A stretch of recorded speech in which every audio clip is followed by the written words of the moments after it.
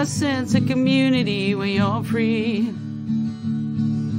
Rolling through the mountains, rolling through the valley, rolling through paradise with me. Hello, everyone. Welcome to the show. I think most of you know by now that I like to watch aptn. It's the way I learn about the indigenous people. There's a show on there, a series called Ocean Warriors that I've been watching. Today's guest has been on that series. Time to meet Kurt John. Welcome to the show. Hi, good afternoon. So explain to those who don't know what Ocean Warriors is. Ocean Warriors is based on SARS search and rescue, CNSAR, Coastal Nations search and rescue. So it's based on people who live in communities and who live around their own local area and serve like Coast Guard, more or less. Right. Now, I believe my understanding is that this is a volunteer position. Yes, it's all a volunteer position, yes. How long have you been doing that? Going on to 4 years now. So, but then again, I've been doing it all my life ever since I've started driving a boat since I was 17 years old. So, yeah. Oh, okay, wow. Is it a dangerous job to do? Any job on the ocean is a dangerous job, but you know, I think you have to think about the non-dangers before you actually act on trying to save people's lives. So then again, you put yourself in a vulnerable spot to save other people. So Right. yeah, I guess it's a dangerous job. Right, yeah. Well, I applaud you for doing it because, it's not always easy to put yourself out there, right, to help somebody else. No, it's not always easy because you need to think about your own family, your own being, your own well-being, and just to keep your mindset in the right mindset, I guess, more or less. It's For sure. yeah, could be, yeah. Okay, so now here you are. You've been doing this for a number of years, and all of a sudden somebody comes along and says, "Hey, why don't we record all of this and put it on television?" So tell me how that came about. Oh, it's kind of weird actually. Like even when they come to ask, it was like, are you asking me to be on video, or on a film? And it was like pretty overwhelming because it's it puts you in a place where, okay, this has to be important. It has to be, if it has to be recorded, it must be really important. So it was kind of overwhelming to me, more or less, because I never ever thought I'd be like on national television to be talking about how we as First Nations people in the local area, in our own areas, be notified and to be held up high to save people's lives and be put on national television. And it's pretty overwhelming at the same time, but at the same time it's it had to come naturally because that's just how we react. Even before CNSR, it was just a natural thing for us. So but for us to be on TV, it's pretty overwhelming. Yeah, for sure. One of the things I think about is it's important for people to see Indigenous people in a positive way, because not everybody does, right? So I think shows like this are important for that part, in that way, for sure, definitely. Okay, so now here you are, you're on your boat with the other people, the rest of the crew, and you've got a camera following you around. Like, well, how do you stay you? You know what I mean? Like, how do you not sort of perform for the camera? Well, it's not performing for the camera, right? Like when you're on an actual call, for instance, like on a couple of the episodes, there were calls. We were on call, and then they recorded, and at the same time, it was like, okay, there's no cameras in front of your face, so you don't need to be like acting or reacting, things like that. And it's to when adrenaline kicks in, like when you're being called to search for somebody or to rescue somebody, it's like more or less do without anything. You know, it's like do without the camera in your face, and you're thinking properly, you're seriously thinking about the person you're going to save, or you're thinking about, okay, what's going to be the scenario? What do we need? Things like that. So you have to have clarity and a lot of things before you act. So, ask those questions to yourself. You know, what do I need? Who is it going to be that you're rescuing, or how are you rescuing them? You know, there's a lot of things that fall into place. And to have a camera in front of your face, it is kind of odd at the same time, but it's all for the good. It's all for saving lives and saving people and saving vessels. And, yeah. So what kind of training does it take to do your job? Well, I've been to training in Banfield. I went to the Coast Guard training, and we did a 2-week course there. But with all that, you need to have your license to drive a vessel. You need to have all these little certificates before you actually go there, and then you go and do the training on like driving at night, driving during the day, mappings, and getting a pinpoint and where you're going, and just getting the longitude, latitude of where your accident is or where you're going to act, and to tow a boat to actually rescue somebody off the beach or the rocks or things like that. And those are the trainings that you receive from the Coast Guard in Banfield, and it's a really good program. It's served like 15 of us now, 15 or 16 of us from a house. Oh, okay. Yeah. So it might be difficult because I think I've watched I think 4 episodes now, and like there's one time some of these people were on the beach, right? But because Yeah. they don't have a GPS to, I'm not sure. Like, how did you end up finding them? I know you had like looking for I think it was a red shirt or something like that, right? Oh, yeah. Okay. Well, lucky that wasn't our own territory. So somebody called over the radio, and our local radio is usually on channel 68. And when they do call for help and they ask for a vessel or they ask for CNSR, or, if they ask for help on the water or on the beaches, and, they have difficulties of getting off there, usually we listen out on the radio all the time on channel 68. And then if they don't call us, they'll call somebody else to call us. And then, if they say, oh, they're on Second Beach from Paul Beach, so we know where that is automatically because we know our territory. If we don't know our territory, then, it's like we're going to get a different name for this beach or whatever, or this point. And it's kind of, the reaction is better and quicker because we know where we're going. Mm-hmm. To like when the call comes out, like, okay, so well, I'm so and so here and there. Okay, well, I know where you are, so well, I'll come and get you. So how much how large an area do you cover? Oh, in our zone, we cover from Estevan Point all the way to Tofino, and offshore and inland, like into the river area. And, yeah, it's a pretty big area anyway. Okay, right. And now, like you said, you're used to being on the water, right? Yes, I am. Yeah. Were you So pardon? I've been on the water ever since I was about 17, maybe even earlier. Oh, 13. I was 13 years old when I went fishing. When I started fishing with my brothers, yeah. It's up and down the coast. I've been up and down the coast. So has there been lots of change since you were young?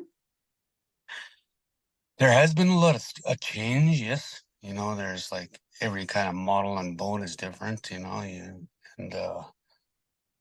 the ocean seems to be bigger, and people are fishing farther and farther offshore, and there's just a lot of, I don't know, like the environment is changing a little bit because there's different clear cut loggings, and then you got the different winds and stuff like that. So Mhm. within our territory, so it does get rough, even in waters, in land waters. So yeah, there's a Very, lot of things changing. yeah, for sure. Yeah. Now getting back, sorry, yeah, my brain tends to go everywhere with the questions. Have you ever ended up rescuing somebody that you actually know, or there are a lot of people that you don't know that you rescue?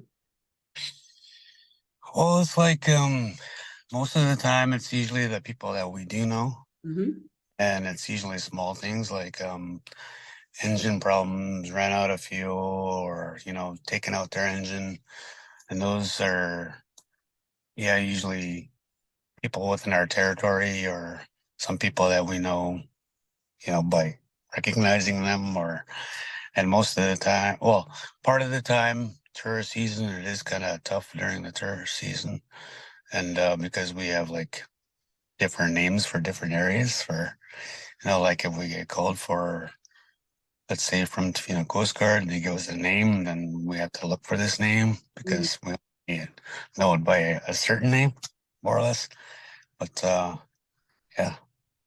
Now, another thing I was just thinking about, like the team that you work with, like it must be important that all of you are on the same page, right? For any kind of goal, you have to be on the same page, and everybody's on the same level. It's just a change of like who's behind the wheel and who's on the navigations, or they can switch around, and people go from lookout to lookout and port side and starboard side and searchlights and everything else. And it's like everybody has to be on the same page. We have to know what we're doing, where we're going, how we're going to get there.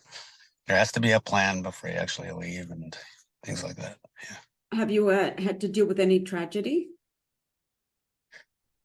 Tragedy. There are different levels of tragedy. I think Loss of it's life like, or yeah. yeah. Every life is important, right? I mean, you do it because they have loved ones. They have children. They may not have children, but they have parents. Every rescue is important, Mm-hmm. not only to me but our crew, and to bring people back home, and whether they're dead or alive, it's a reward in anything and everything because it's important to a family member of some sort. Sure. I'm just thinking at the same time, though, to get, when you arrive and it's maybe too late or something, must be a little bit difficult to process, right? It is, but you have to be able to put your own life on the line to uh to go into different areas and put your life on Nice. the line. Like when you're in big sea, it's like take Hot Springs Go, for instance. We had a retrieval there, and Coast Guard was on the inside, and they had their big ship in there. I think it was Raven or something like that, or Mhm. one of their big boats anyway was there, and they had launched a Zodiac in their Zodiac. They lost an engine on their Zodiac, and Okay. we happened to be called from Housett, so we got the call and we went into Hot Spring and went around Sharp Point, and it was like the waves were like 30 feet, 35 feet. And it was blowing that day and the waves were hitting the lighthouse there. Right. So we had to go around. We went around Sharp Point and we did a retrieval inside the Hot Springs Cove and got the person on board and transported him over to Coast Guard. And Mm. yeah, it is hard. But every rescue that comes to a tragedy or comes to a rescue deserves a debrief, and Yeah. I'll stress out, if you need help to diminish your feelings and your emotions, talk to somebody, or if you need to see a counselor, go see a counselor, more or less. And that's provided. That's all available. Well, within the community, it is provided. There's a place called Chachamaya Teachmas, it's called, and it's a place of well-being, and it's a place where there are counselors, but a lot of people have big families, and some people talk to their families, Yeah. or some, talk to relatives about what they're going through, and if it becomes worse, yeah, I'm pretty sure there is help that is given to any individual that's going through any kind of struggle to try and diminish or forget about those heavy things. Yeah, for sure. I was just thinking about even though the fact that you've been, on the water for since you were young. When the waves and the wind are up high, does you ever feel scared? Yeah and no, because like what I said on the video on the episode 1 is where you're part water, you're 7% water, Right. so you belong to Mother Earth, things like that, Hmm. and of course, it's like driving a big truck on a highway. You never know what's gonna happen, or you don't know what the feeling is gonna be if you're speeding too fast or going too fast or going over a hill, things like that. And it's the same way, like, because that's our highway, right? Uh, and do I get scared? I don't think there's a time to be scared, but adrenaline more or less takes over. So, but at the same time, you need to think clearly. Mm-hmm. Oh, there's a time and a place for being scared, and I don't know, being scared, You can get scared of the scared later. ocean. Being scared of the ocean is not a given in the position that I'm in. Oh, okay, I'm just thinking about, my sister's one of my sisters, the person who reacts first and gets scared later. You know. Oh yeah, okay. Well, that's just like any given human being, right? It's Yeah. like, okay, what was I thinking? Things like that. It's like, and it's like, and then you talk about it and like, okay, we could have done this better, or oh, we did pretty good. More or less. It's like,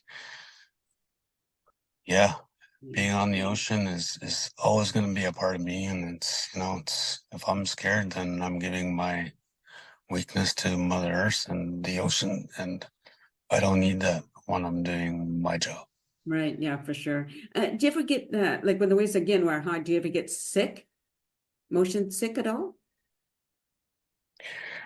I haven't in a long, long time, because I've been on the ocean since I was 13, and but if you give it time, like I moved away for a bit, like when I went to high school in Victoria a few years back, and then I went back home, and I'd go back fishing, and you only get sick for the time being, it's like for the first couple of hours or whatever, and after that you're fine. It's like you're right back at it. You're right back where you belong. Right, yeah. So imagine now you plan on continuing doing what you're doing for years to come. For as long as I can last, yes. I mean, not in a lifetime, but like Yeah. I'm not I'm not a young person. It's but I plan on doing it to the best of my physicality and my ability, just like my father. My father was like 72 years old and still driving boats and stuff like that. And still have a ways to go. So I think it's like if I'm on the water, there's due diligence to anything to rescue people, and it's a big part of me, and it'll be always a big part of our West Coast people. It's our highway. It's not paved, but it's there. Right. Well, I think it's a wonderful and an important thing that you do. So, if it was me on the water needing rescue, I'd be happy to have somebody like you come along, you know. Anyway, Oh, so yeah. sorry, go ahead. Oh yeah, for sure. I mean, it's not, being in this job, it takes a lot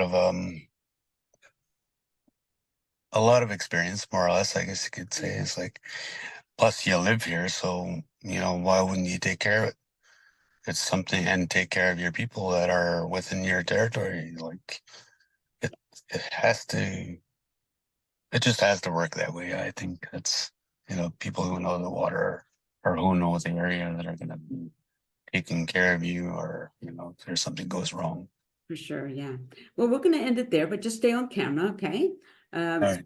So everybody, yeah, you've been listening to John Kurt, you've been listening to Kurt John. Sorry about that, Kurt. One of the Ocean Warriors. That series is still on APTN. I don't know what number you get it at your station, but I know I get it on 2 different channels. Especially for you white people, I would just want to say, check it out and learn as much as you can about the indigenous people, and forget what history said, forget what the movies taught you, forget what politicians say, just listen to them, because they really have wonderful stories and they're wonderful people. Anyway, thank you very much. Sorry, that's enough of my preaching. Thank you very much for watching the show, everybody. Take care and peace out. A sense of community, Chilliwack's a place to be. A sense of community where you're free. Rolling through the mountains, rolling through the valley, rolling through paradise with me. It's multicultural, you're sure to see it all. Chilliwack's a place to be, you'll see. Come party in the park, go dancing after dark. Chilliwack's a place to be, you'll see.